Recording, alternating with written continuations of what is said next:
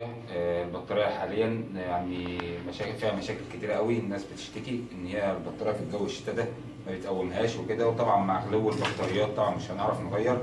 انا هحل لك الحل البطارية دي ب 10 جنيه بس، هخليها لك ترجع زي الاول وجديد واحسن. تابعوا معايا. اولا دي بطارية جافة، تمام؟ بس معنى ان البطارية جافة هي برضو بتتملي. هنفتح الوش بتاعها بنفك كده واحدة واحدة.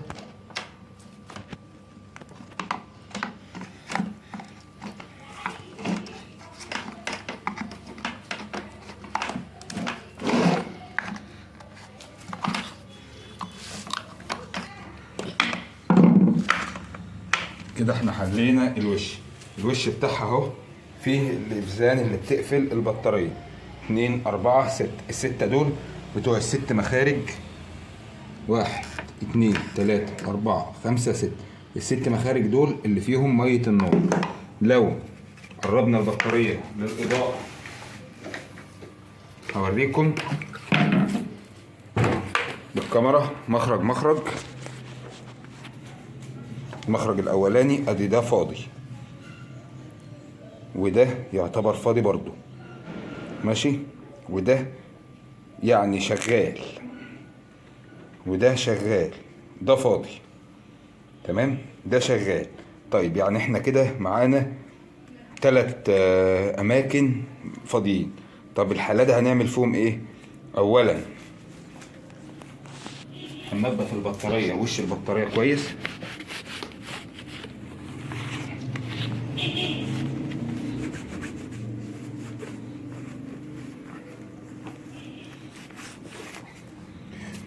وهتروح تجيب من اي حد بتاع بطاريات، هتجيب منه ب 10 جنيه ميه نار بتاعت البطاريات، وهتجيب سرنجه.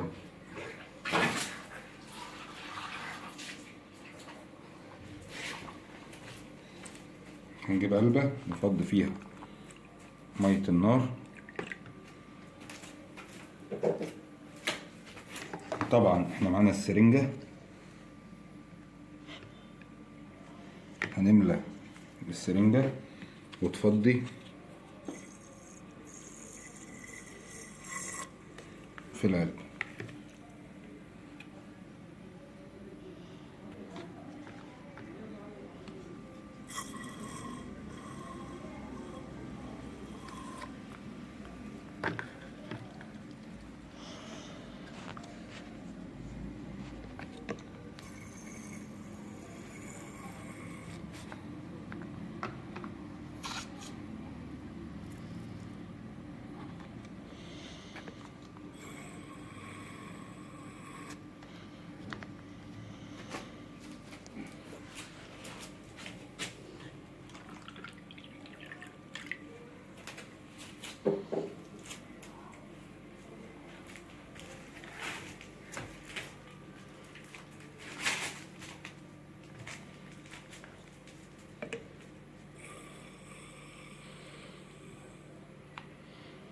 تفضل تملى العيون لحد ما تبقى قبل الاخر بسنتي ونص.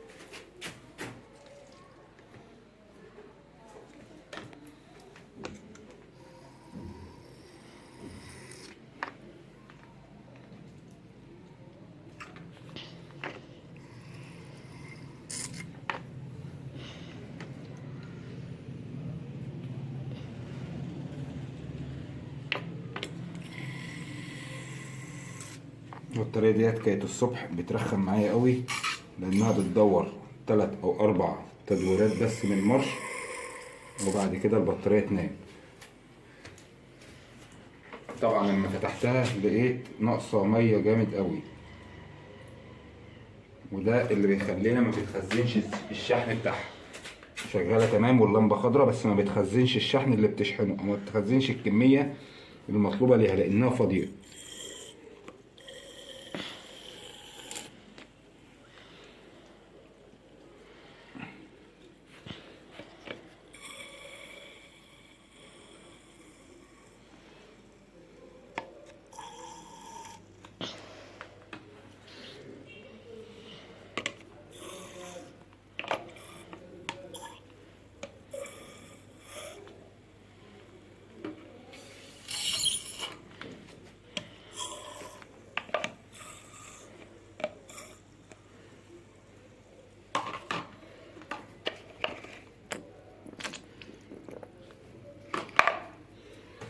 زي ما انتم شايفين احنا ملينا العيون بتاعتها تحت الاخر بسنتي ونص. طبعا الكمية اللي خدتها مية النار من الازازة نص الازازة، يعني يعتبر ان البطارية كانت فاضية خالص من مية النار. طيب قبل ما نقفل بقى، المفروض انك انت هتجيب سيليكون وتعوص المنطقة دي سيليكون، الست جيوب دول، وتقفلها عشان ما تسربش منك حاجة تاني. طيب هنمسح وننضف مكانها.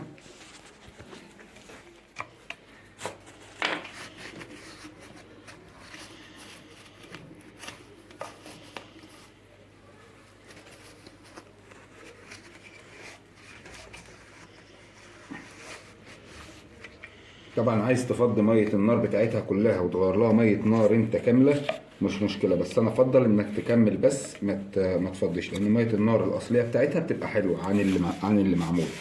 يعني الاصح انك تكمل ميه، ما تزودش. عايز انك تكمل ميه، ما تشيلش الميه، ما تلغيش الميه خالص. عايز تكمل دي براحتك.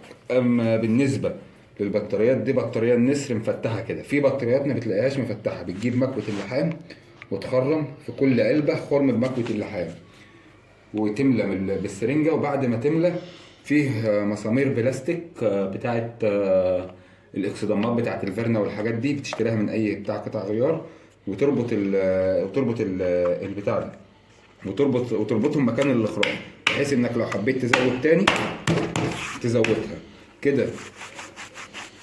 احنا زودنا البطارية كده، البطارية رجعت تاني لوضعها الطبيعي، بتكلفة 10 جنيه 15 جنيه حق المية بتاعة البطارية. طبعا المية انت بتجيبها بتعينها، لانك كل شهرين كل حاجة زي كل وقت زي كده، كل ما تحس ان هي قربت هتفتحها نفس الفتحة دي وتزودها. وقلنا لو انت هتخرم يعني، طب احنا ممكن ان احنا ما كناش شلنا الغطا خالص وخرمنا 4 اخرام. تعالى عليها كده الكاميرا. الاماكن المربعات دي ممكن تخرم من هنا وما تشيلش ده خالص، تخرم الاخرام من هنا بمكوة اللحام. ارجع ورا.